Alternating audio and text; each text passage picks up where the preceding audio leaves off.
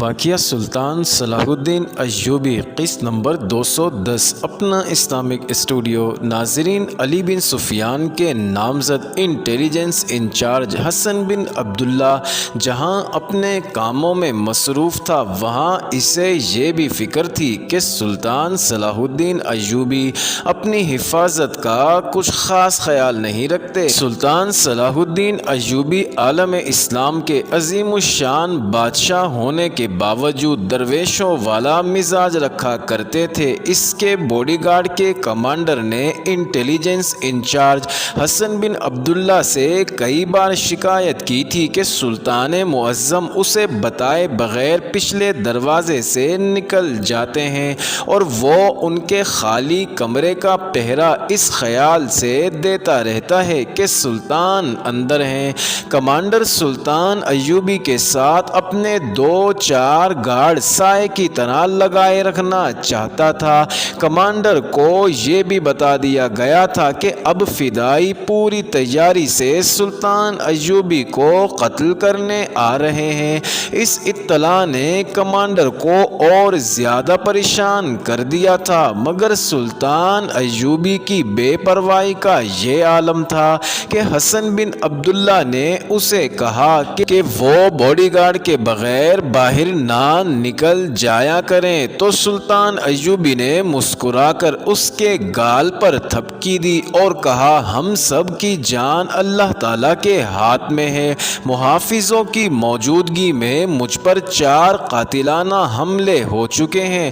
اللہ کو منظور تھا کہ میں زندہ رہوں، میں اللہ کی راہ پر چل رہا ہوں۔ اگر اس کی ذات باری مجھے اس سے سبکدوش کرنا چاہے گی تو اس کی رضا کو نہ میں روک سکوں گا نہ میرے محافظ۔ پھر بھی سلطان محترم حسن بن عبداللہ نے کہا، میرے اور محافظ دستے کے فرائض ایسے ہیں کہ آپ کے عقیدوں اور جذبوں سے میں متاثر نہیں ہو سکتا۔ مجھے فدائیوں کے متعلق جو اطلاع مل رہی ہے ان کے پیش نظر مجھے رات کو بھی آپ کے سرہانے کھڑا رہنا چاہیے۔ میں تمہارے اور محافظوں کے فرائض کا احترام کرتا ہوں حسن، سلطان ایوبی نے کہا، مگر میں محافظوں کے ساتھ باہر نکلتا ہوں تو محسوس کرتا ہوں کہ جیسے مجھے اپنی قوم پر بھروسہ نہیں۔ عموماً حکمران اپنی قوم سے ڈرا کرتے ہیں، وہ دیانت دار اور مخلص نہیں ہوتے۔ ڈر قوم کا نہیں، حسن بن عبداللہ نے کہا، میں فدائیوں کی بات کر رہا ہوں، میں احتیاط کروں گا۔ سلطان ایوبی نے ہنس کر کہا، ناظرین، اب چلتے ہیں اس محافظ کی جانب جو ناگوں والے قلعے میں داخل ہو گیا تھا۔ ناگوں والے قلعے سے آ کر محافظ سپاہی اپنی ڈیوٹی پر چلا گیا۔ اس نے وہ دن اس ذہنی کیفیت میں گزارا کہ وہ تصوروں میں تخت سلیمان اور لڑکی کو دیکھتا رہا۔ شام گہری ہوتے ہی وہ قلعے کی طرف چل پڑا۔ اس کے دل پر کوئی خوف نہیں تھا۔ وہ دروازے میں داخل ہو کر اندھیرے میں کچھ دور اندر چلا گیا اور رک گیا۔ اس نے گزشتہ رات کی طرح پکارا، میں آ گیا ہوں، کیا میں آگے آ سکتا ہوں؟ ناظرین، اسے زیادہ دیر انتظار نہ کرنا پڑا۔ مشعل کی روشنی نظر آنے لگی اور مشعل اس سے کچھ دور آ کر رک گئی۔ مشعل بردار نے کہا، حضرت کے قدموں میں سجدہ ضرور کرنا، آج کسی سے ملنا نہیں چاہتے، تم آ جاؤ۔ گزشتہ رات کی طرح وہ غلام گردشوں یعنی عجیب و غریب راستوں وغیرہ سے گزرتا مشعل بردار کے ساتھ حضرت کے دروازے پر جا رکا۔ حضرت نے اندر آنے کی اجازت دے دی۔ سپاہی نے اس کے قدموں میں جا کر سر رکھ دیا اور التجا کی، یا حضرت مجھے میرا راز دے دو، میں کون ہوں، مجھے آپ کیا دکھائیں گے؟ سیاہ ریش حضرت نے اپنے ہاتھ پر ہاتھ مارا تو وہی لڑکی دوسرے کمرے سے آئی۔ وہ سپاہی کو دیکھ کر مسکرائی۔ سپاہی اسے اپنے پاس بٹھانے کو بےتاب ہو گیا۔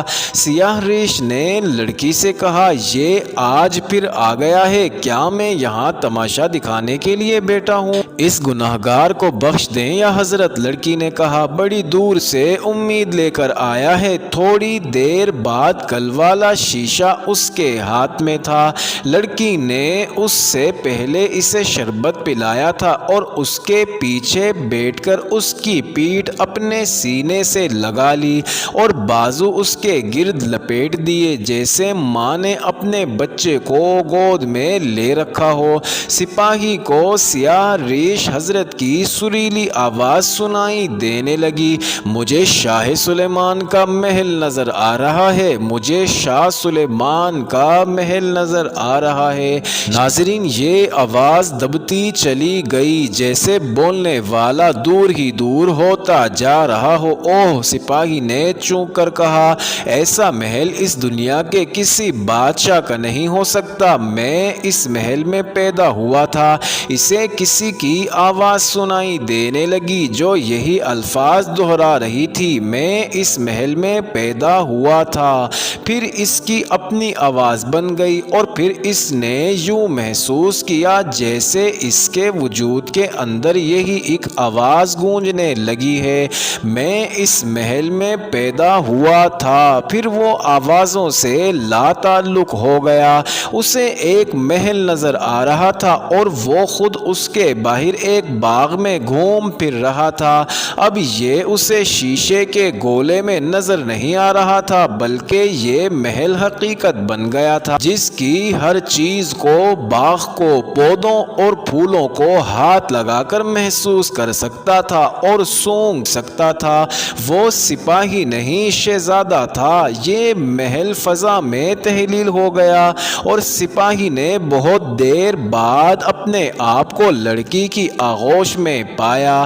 اس نے لڑکی سے بہت کچھ پوچھا۔ لڑکی نے اسے بتایا کہ حضرت کہہ گئے ہیں کہ یہ شخص شہزادہ تھا اور یہ اب بھی شہزادہ بن سکتا ہے۔ حضرت یہ معلوم کرنے کی کوشش کر رہے تھے کہ سپاہی کے تخت و تاج پر کس کا قبضہ ہے۔ لڑکی نے اسے کہا، حضرت کہہ گئے ہیں کہ تم اگر 7-8 روز یہیں رہو تو وہ سب کچھ معلوم کر سکیں گے اور تمہیں سب کچھ دکھا دیں گے۔ ناظرین، اگلی رات وہ پھر قلعے کے اسی کمرے میں بیٹھا تھا۔ اس نے 4 روز کی چھٹی لے لی تھی۔ اسے لڑکی نے اسی پیالے میں شربت پلایا اور اس کے ہاتھ میں شیشے کا گولا دیا گیا۔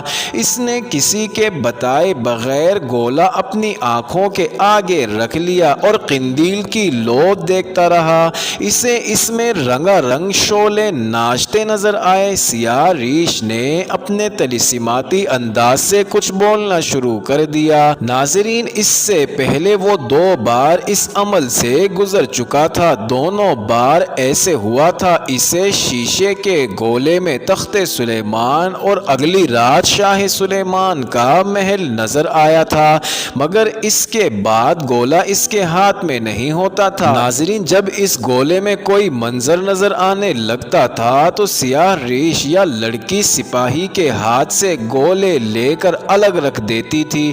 اب تیسری رات بھی یہی ہوا۔ سیاہ ریش اس کے سامنے بیٹھ گیا اور اس کی آنکھوں میں آنکھیں ڈال کر پر اثر لہجے میں جو دھیما دھیما سا تھا کہہ رہا تھا، یہ پھول ہیں، یہ باغ ہیں، میں باغ میں موجود ہوں۔ وہ یہی الفاظ دہرا رہا تھا اور لڑکی سپاہی کے ساتھ لگی بیٹھی اس کے بالوں میں انگلیاں پھیر رہی تھی۔ سپاہی کو ایک باغ نظر آ گیا۔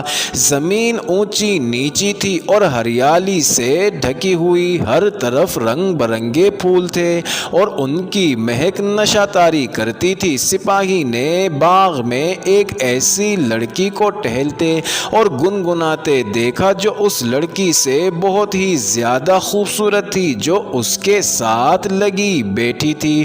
اس کا لباس ایک ہی رنگ کا تھا اور یہ رنگ ان رنگوں میں سے نہیں تھا جو اس دنیا میں دیکھا کرتا تھا۔ ناظرین، سیاہ ریش حضرت اور اس کے ساتھ کی لڑکی سے وہ بے خبر اور لا تعلق ہو چکا تھا۔ وہ قلعے سے نکل ہی گیا تھا۔ اس نے باغ میں لڑکی کو دیکھا تو اس کی طرف دوڑ پڑا۔ لڑکی بھی دوڑی اور اس کے گلے کا ہار بن گئی۔ لڑکی کے جسم سے پھولوں کی مہک اٹھ رہی تھی۔ سپاہی شاہ سلیمان کے خاندان کا شہزادہ تھا۔ وہ دونوں باغ کے اس گوشے میں چلے گئے جو ایک غار کی مانند تھا، لیکن یہ غار رنگا رنگ بیلوں اور ان کے پھولوں نے بنا رکھا تھا۔ اس کے فرش پر مخمل جیسی گھاس تھی۔ لڑکی نے پھولوں کے اس غار کے ایک کونے سے ایک خوشنما سراہی اٹھائی اور پیالہ بھر کر سپاہی کے ہاتھ میں دے دیا۔ یہ میٹھی شراب تھی۔ سپاہی پر لڑکی کے حسن اور محبت کا نشہ تو پہلے ہی طاری تھا۔ شراب کے نشے نے اسے اس سے بھی زیادہ حسین اور طلسماتی دنیا میں پہنچا دیا، اور پھر لڑکی نے اسے کہا کہ وہ ابھی آتی ہے۔ وہ چلی گئی۔